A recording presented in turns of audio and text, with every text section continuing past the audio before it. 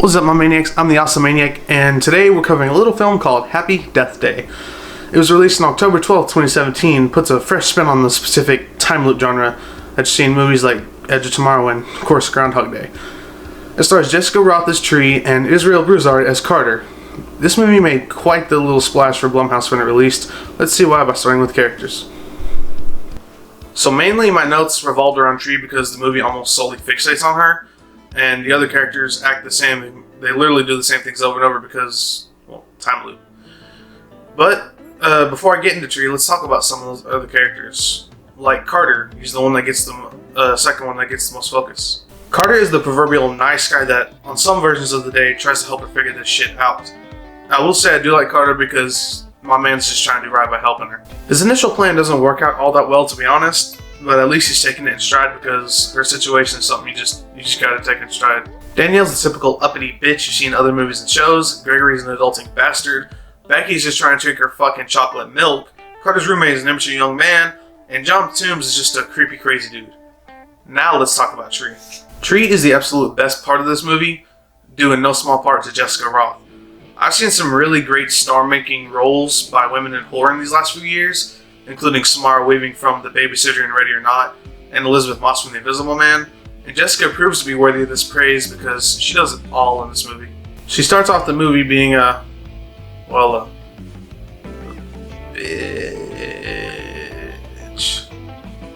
Then as she dies over and over, I start to feel for her more and more, to the point where I'm absolutely cheering for her whenever she finally figures out how to beat the time loop.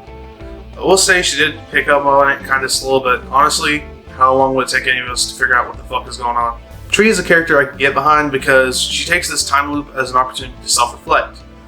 For characters based solely on the portrayal of Tree by Jessica Rothe, I'm going to give this a party. Now I'm talking about the batshit story.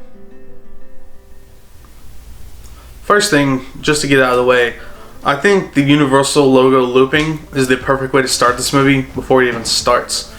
And I did notice some of the things that Tree would be noticing as she goes throughout her days on her first walkthrough. Tree gets killed and then she wakes up in the same place again.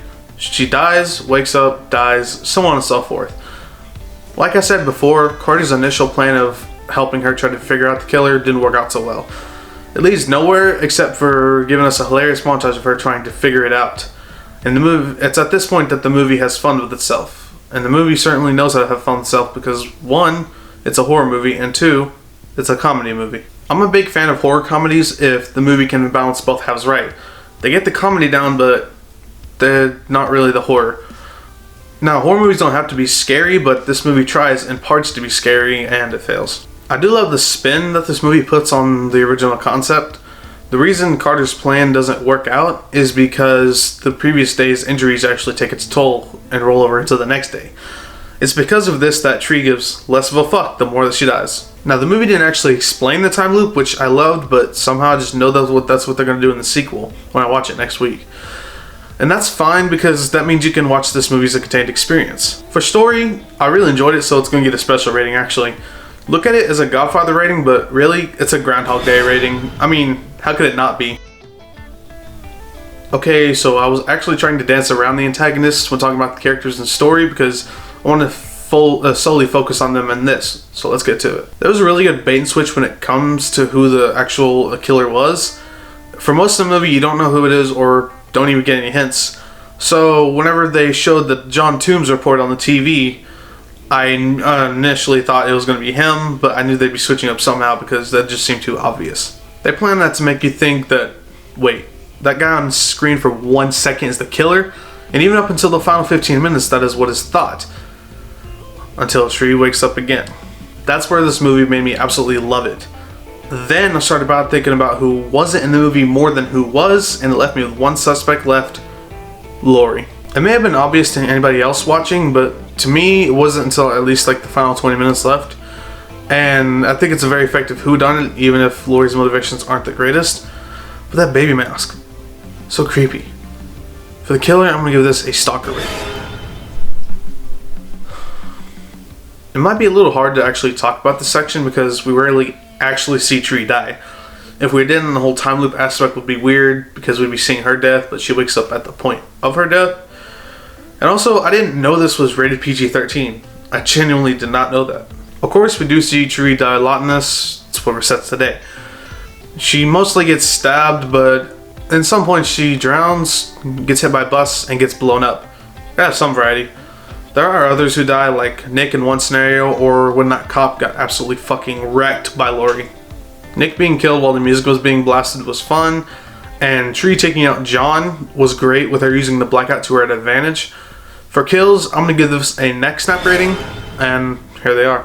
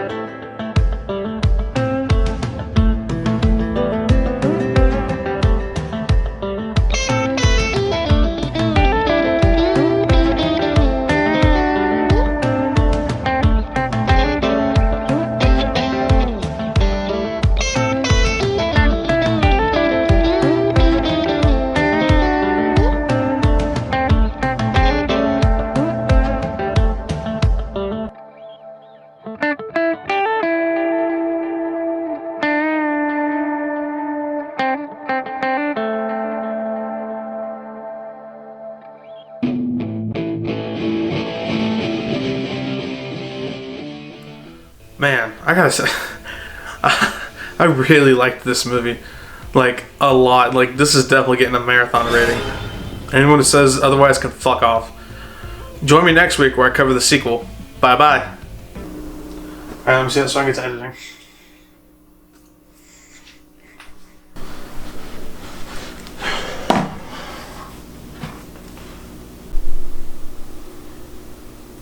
I don't know what, I'm getting a little bit sick of this setup. When a friend asks for help, you help some good buddies. People calling from a half dozen townships, there's really deep. No, you don't even know half these outside.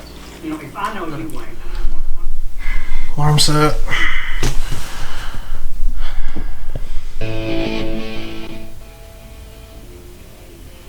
What? I said we're good to go.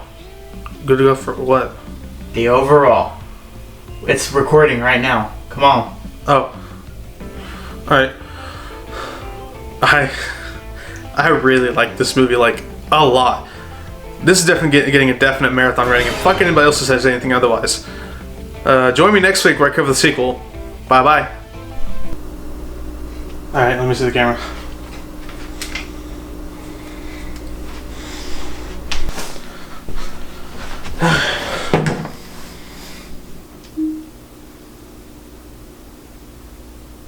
I don't know what, I'm getting a little bit sick of this setup. When a friend asks for help, you help some good buddies. Calling from a half dozen townships, there's really deep. I thought we already watched this episode. I don't know if we did. Alarm set. Where deja vu?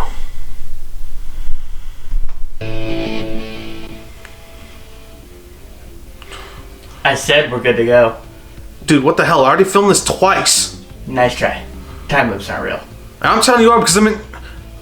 Whatever. I just gotta figure out what's wrong and correct it. Fuck this movie. Unoriginal Groundhog Day ripoff. This is gonna fucking trash it rating. Join me next week where I cover the inevitably worst sequel. Bye. I said we're good to Oh, go. for fuck's sake. No worries. I think I've actually got it. I was too positive with the first one, too negative with this last one. I got it. This movie did impress me with how much I liked it, but it also has its flaws with the lackluster deaths and the not so great killer motivation. But it has its strengths with the original take on the Groundhog Day formula and the performance of Jessica Rothe. This movie is going to get a rainy day rating from me. Join me next time where I cover the sequel. Yes, okay, you can click on the link down below to get merch and also donate to my Patreon. If you haven't, check out Stream Warriors episode 3, which will be to my left. Eventually, like at the end of the video. Don't forget to like, share, comment, and if you haven't, subscribe. Bye bye.